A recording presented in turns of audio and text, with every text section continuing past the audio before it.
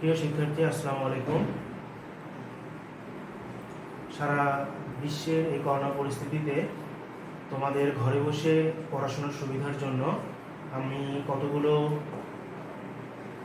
ক্ষুদ্র ক্ষুদ্র টপিক্সের ডিপেন্ডেন্ট পড়াশোনা নিয়ে আলোচনা করব।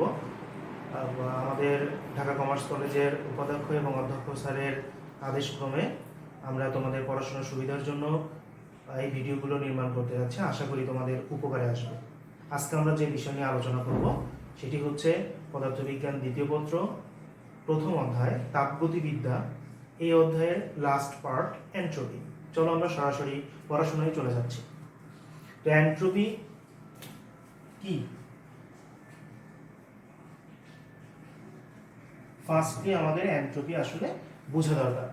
এন্ট্রপি সহজ করে বোঝা যায় যে কোনো একটা সিস্টেমের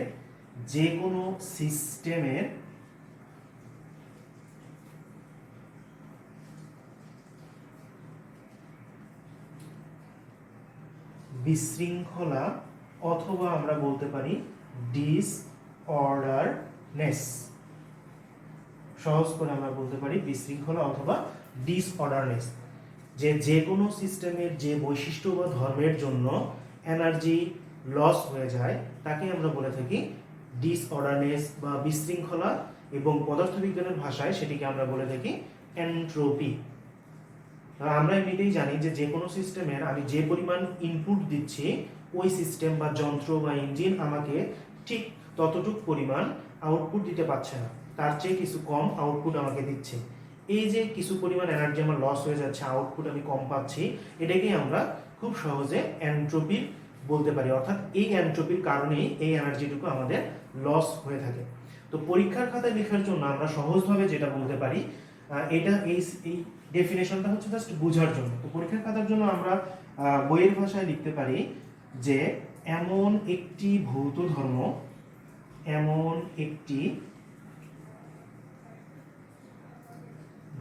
ধর্ম যা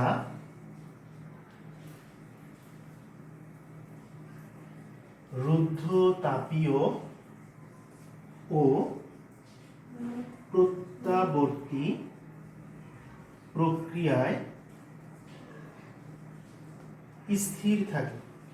স্থির বলতে কনস্ট্যান্ট, স্থির থাকে। এই ডেফিনিশনটা তোমরা পরীক্ষার খাতার জন্য খুব সুন্দরভাবে ইউজ করতে পারো। আমরা এটাকে কিভাবে স্থির থাকে সেটার ব্যাখ্যা আমরা বলতে পারি যে গাণিতিকভাবে যদি আমরা এন্ট্রপি লিখতে চাই, গাণিতিকভাবে এন্ট্রপিকে প্রকাশ করা হয় এস দ্বারা, অর ডিএস দ্বারা, অর ডেল এস দ্বারা, যে কোনো একটা দ্বারা প্রকাশ করা যেতে পারে, is equals to D Q by T. দেখো এন্ট্রপি হচ্ছে এস, ডিএস, ডেল এস, সবগুলোর মিনিং একই।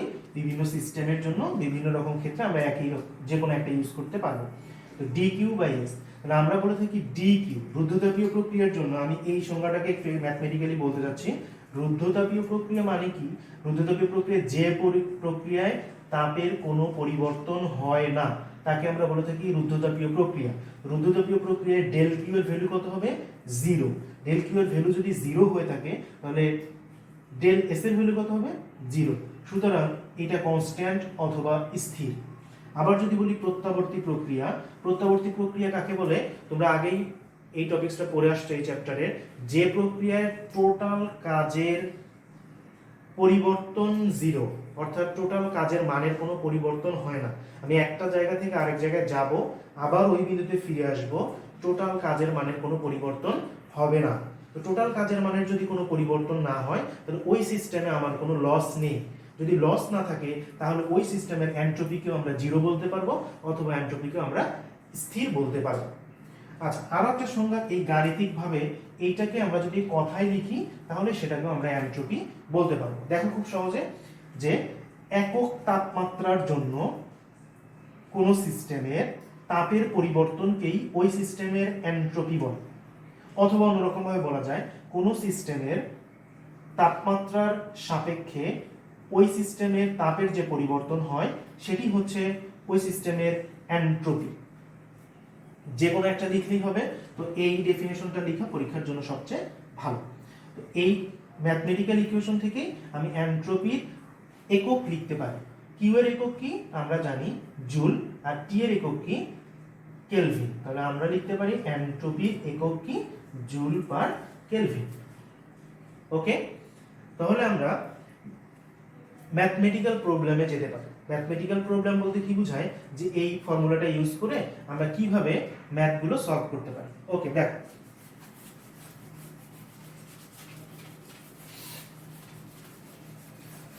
একটা সহজ জিনিস মাথায় রাখবা, যে এনট্রপি ক্যালকুলেশন করার জন্য দুইটা প্রসেসে করা যেতে পারে। একটি হচ্ছে যে তাপমাত্রার পরিবর্তন না হলে, আর একটি হচ্ছে তাপমাত্রার পরিবর্তন হলে। দেখো, তাপমাত্রা যদি একই থাকে, অর্থাৎ তাপমাত্রা একই থাকলে এনট্রপির ইকুয়েশন আমরা এইটা দিয়ে ক্যালকুলেশন করতে পারব। আর যদি বলি তাপমাত্রা পরিবর্তন হলে এনট্রপির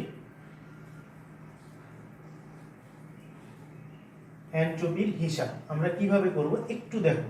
এটা একটা ডেরিভেশন আছে, তাপমাত্রা পরিবর্তন হলে এনট্রপির হিসাব। আমরা এই এক্সপ্রেশনটাকে একটু মডিফাই করব, তাহলে পেয়ে যাব। খুব সহজ, দেখো খেয়াল করো। ডি আমরা জানি entropy ds is equals to dq by t। dq মানে কি গৃহীত বা বর্জিত তাপ। গৃহীত বা বর্জিত তাপ সমান আমরা কি জানি ms del theta divided by t। এই ms ডেল থিটা মানে কি, m হচ্ছে ভর, s হচ্ছে পদার্থের আপেক্ষিক তাপ, আর ডেল থিটা হচ্ছে তাপমাত্রার পার্থক্য। তাহলে এই ডেল থিটাকে আমরা একটু মডিফাই করে dt লিখতে পারি। এখানে থিটা মানেও তাপমাত্রা, টি মানেও তাপমাত্রা। এই টি এর সাথে অ্যাডজাস্ট করার জন্য আমরা এটাকে ডেল থিটাকে ডিটি লিখলাম। তাহলে এটা একটা ইন্টিগ্রাল অপারেটর, এটা একটা ইন্টিগ্রাল অপারেটর। এটা ক্ষুদ্র মানের জন্য আমি যদি এই 1 নং সমীকরণটাকে লিমিট, লোয়ার লিমিট থেকে আপার লিমিট পর্যন্ত ইন্টিগ্রেশন করি, তাহলে আমি টোটাল এনট্রপি ক্যালকুলেশন করতে পারব। তাহলে 1 নং সমীকরণকে T1 থেকে, অর্থাৎ T1 হচ্ছে লোয়ার লিমিট, আপার লিমিট হচ্ছে T2 পর্যন্ত লিমিট বসিয়ে ইন্টিগ্রেশন করে পাই। দেখো, ইন্টিগ্রেশন করে পাই। তাহলে ইন্টিগ্রেশন করে যদি পাই, তাহলে আমি এখন এটাকে যদি ইন্টিগ্রেশন করি, তাহলে কি দাঁড়াবে ds integration of is equals two ms, এটাকে আমি কনস্ট্যান্ট এই টার্মটা, তাই এটাকে আউট করে নিয়ে আসলাম 1/t dt। লিমিট কোথা থেকে, t1 হচ্ছে লোয়ার লিমিট, t2 হচ্ছে আপার লিমিট। যখন লোয়ার লিমিটে থাকবে তখন s এর ভ্যালু 0, আর যখন আপার লিমিটে যাবে তখন maximum limit s।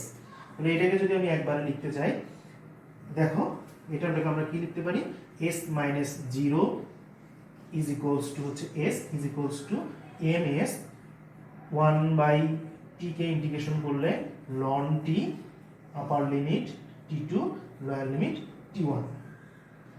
Last line লিখতে পারি s is equals to ms ln t2 by t1।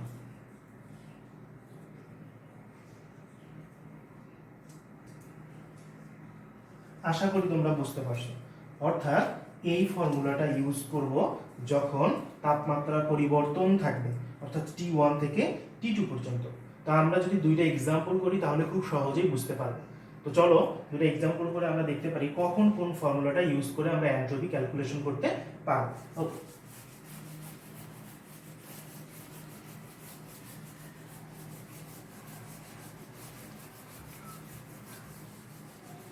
দেখো ফার্স্টলি যদি তাপমাত্রার কোনো পরিবর্তন না থাকে, আমি যদি বলি 0 ডিগ্রি সেলসিয়াস তাপমাত্রার 1 কেজি বরফ, 0 ডিগ্রি সেলসিয়াস তাপমাত্রার 0 ডিগ্রি সেলসিয়াস তাপমাত্রার পানিতে পরিণত হলে এনট্রপির পরিবর্তন কত, অথবা এনট্রপি কত হবে, একই কথা। তাহলে এখানে কি কি দেওয়া আছে দেখো তো।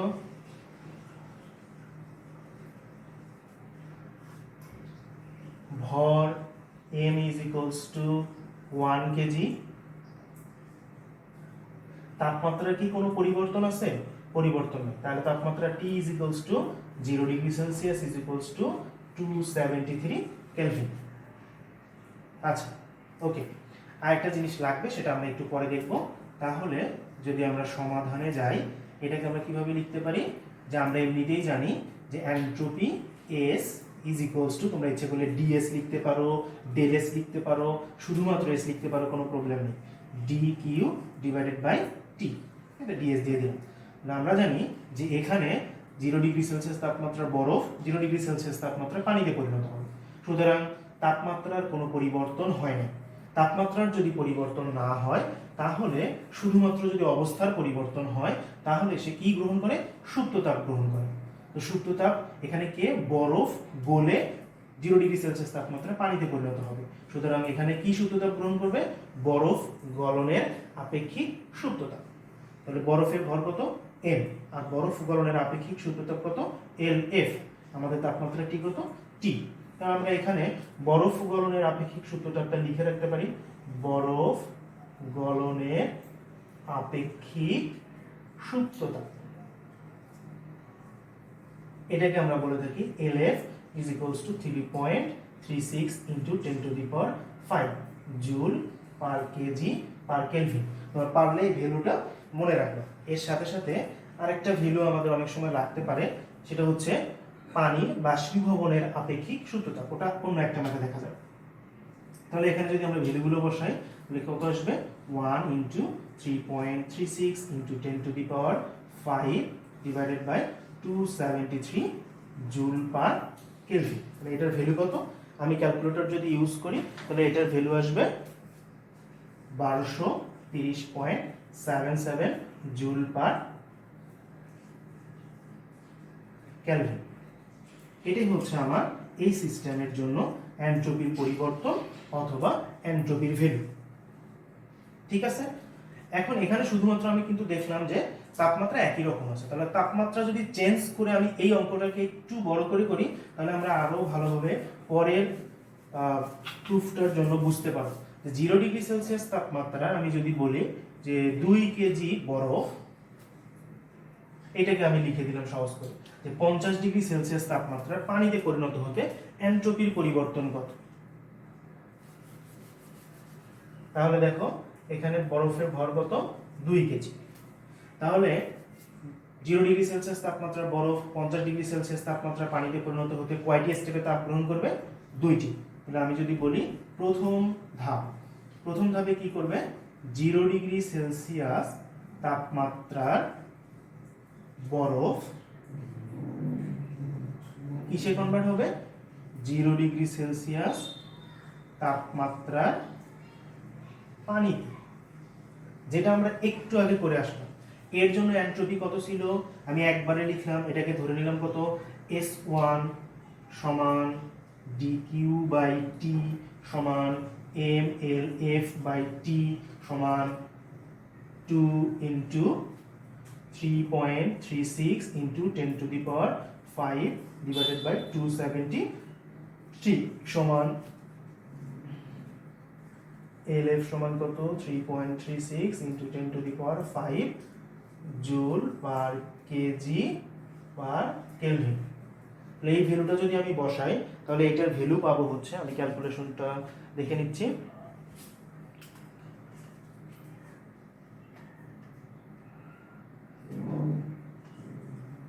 দেখো 3.36 into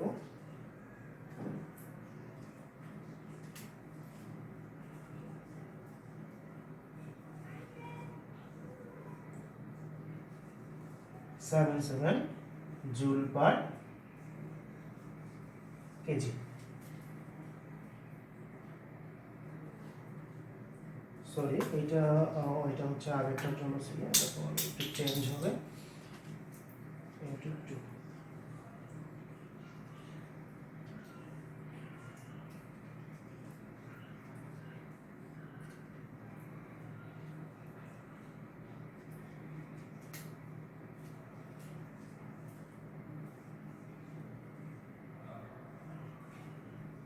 এটা হচ্ছে ফার্স্ট স্টেপের জন্য। সেকেন্ড স্টেপে সেম প্রসেসে যদি আমি করি, দেখো ফার্স্ট স্টেপটা এই পর্যন্ত আশা করি ক্লিয়ার। সেকেন্ড স্টেপে কি হবে, দ্বিতীয় ধাপ। তো দ্বিতীয় ধাপে যদি আমি কনসিডার করতে চাই তাহলে S2, দ্বিতীয় ধাপে কি হবে, 0 ডিগ্রি সেলসিয়াস তাপমাত্রার বরফ, সরি এখন কিসে কনভার্ট হয়ে গেছে, 0 ডিগ্রি সেলসিয়াস তাপমাত্রার পানি 50 ডিগ্রি সেলসিয়াস তাপমাত্রার পানি হবে। এর জন্য কি হবে, S2 তাপমাত্রার পরিবর্তন থাকলে আমরা ইকুয়েশন কি জানি, ms ln T2/T1। খুব সহজ। এটার জন্য আমরা কি জানি, এখানে এই পার্টটুকুর জন্য S2 এর পার্টের জন্য দেখো খুব সহজে যদি আমরা লিখি তাহলে S সমান কত, 4200 joule per KG per minute. T1 কত, 273 কেলভিন। T2 কত, 50 প্লাস 273, দ্যাট মিন্স হচ্ছে 323 কেলভিন। এখন এই ভ্যালুগুলো যদি আমি এখানে বসাই তাহলে কি আসবে, m এর ভ্যালু কত 2, এটার ভ্যালু কত 4200 into ln 373 divided by, sorry এটাকে যদি আমি ক্যালকুলেশন করি তাহলে আমাদের ভ্যালু আসবে হচ্ছে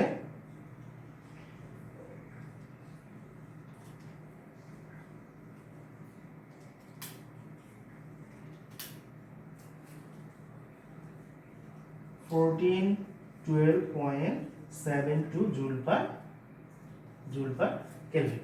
তাহলে আমার হচ্ছে ফার্স্ট স্টেপের এন্ট্রপি S1, সেকেন্ড স্টেপের এন্ট্রপি হচ্ছে S2। তাহলে আমরা যদি টোটাল এন্ট্রপির পরিবর্তন ক্যালকুলেশন করতে চাই তাহলে আমরা কি করব, দুইটাকে অ্যাড করে দেব, এন্ট্রপির পরিবর্তন।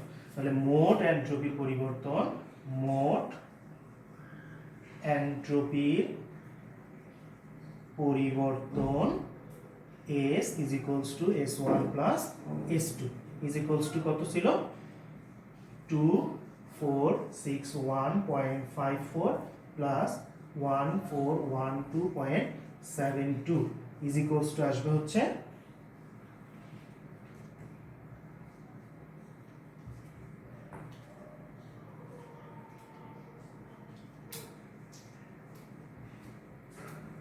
3874.26 জুল পার কেলভিন।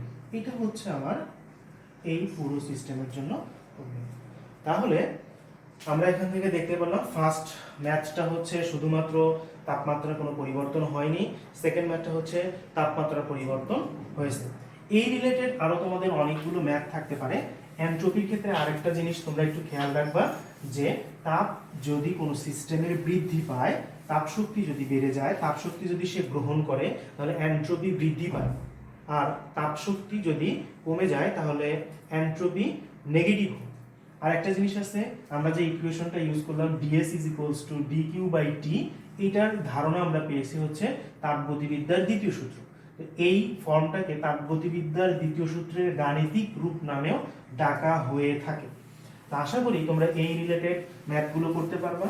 কার্নোচক্র যখন পড়বা, কার্নোচক্রের সাথে এই এন্ট্রপি রিলেটেড যে প্রবলেমগুলো আছে সেগুলো তোমরা মিলিয়ে করতে পারবা। যে একটা জিনিস খেয়াল রাখবা, রুদ্ধতাপীয় প্রক্রিয়ায় এন্ট্রপির কোনো পরিবর্তন হয় না। তাহলে কার্নোচক্রের কোনো সাইকেলে যখন এন্ট্রপির টোটাল পরিবর্তন বের করতে বলবে তখন শুধুমাত্র আমরা সমষ্ণ স্কেলের জন্য বের করবো। আমি একটু ধারণা দিচ্ছি, দেখো আমরা জানি কার্নোচক্রটা এরকম হয়ে থাকে,